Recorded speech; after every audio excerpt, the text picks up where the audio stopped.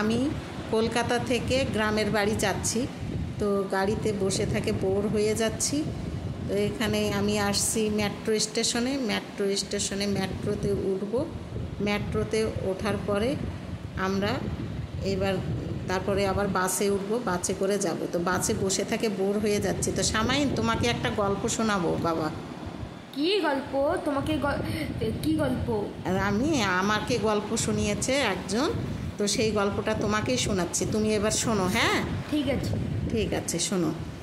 এক বাবা হচ্ছে কি যে একটা বাবা, সে প্রচুর পরিশ্রম করে অনেক টাকা রোজগার করেছে, অনেক টাকা কোম্পানির মালিক হয়েছে, কিন্তু কষ্ট করেছে এক সময় প্রচুর। সেটা তার বাচ্চাদের বুঝতেই দেয় না। তো ওর এক আদরের ছেলে ছিল, সেই আদরের ছেলে তো অনেক আবদার, তো মাঝে মাঝে এসে আবদার করে।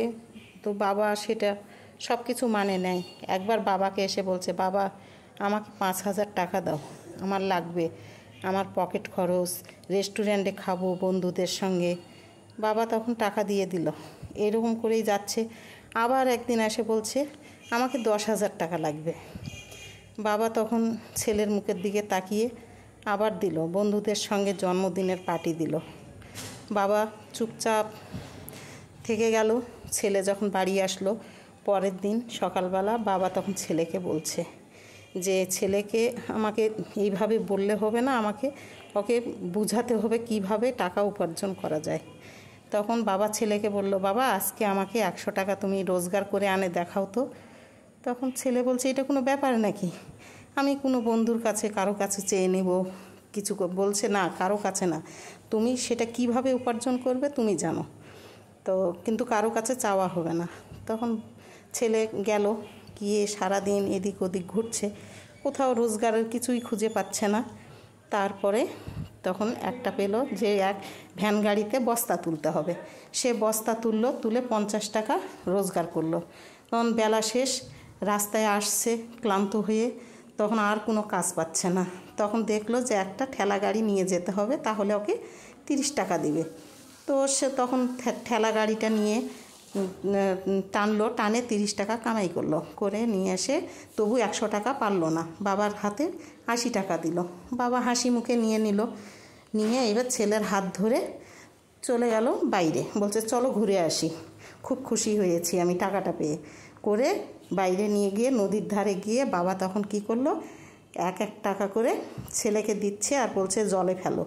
ছেলে 10 টাকা করে জলে ফেলছে, আর 2 চোখ দিয়ে জল পড়ছে ছেলের। তখন ছেলে চোখে জল পড়া দেখে তখন বাবা বলল যে, কেন চোখে তোমার জল পড়ছে কেন? তখন ছেলে বলছে যে, আমি জানো কত কষ্ট করে টাকাটা আমি রোজগার করেছি আজকে, আর তুমি সেই টাকাটা জলে ফেলে দিচ্ছ। তখন বাবা বলছে যে, দেখো বাবা, আমিও যে এই কোম্পানি, টাকা পয়সার এত কিছুর মালিক হয়েছি, সেটা কিন্তু খুব কষ্ট করেই হয়েছি। আর তুমি কি করছো, সেই টাকাগুলো নিয়ে বন্ধুদের নিয়ে নিজেই টাকাগুলো অপব্যয় খরচ করছো, সেটা তো জলেই ফেলে দেওয়ার মতো হচ্ছে না। তখন ছেলে বুঝতে পারলো তার ভুলটা। তখন ও কী করলো, ওর বাবাকে জড়াই ধরে কাঁদতে ধরলো যে, হ্যাঁ বাবা, সত্যি আমি বুঝতে পারলাম যে টাকার কি মূল্য আর টাকা কিভাবে রোজগার করতে হয়।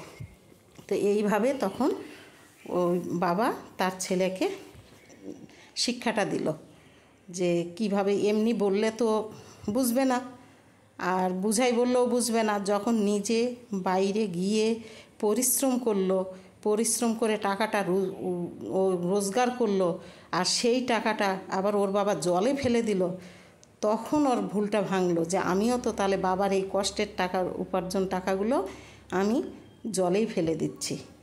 তো এইভাবে ছেলেকে শিক্ষা দিল। তো কত সুন্দর লাগলো না গল্পটা? আপনাদের কেমন লাগলো?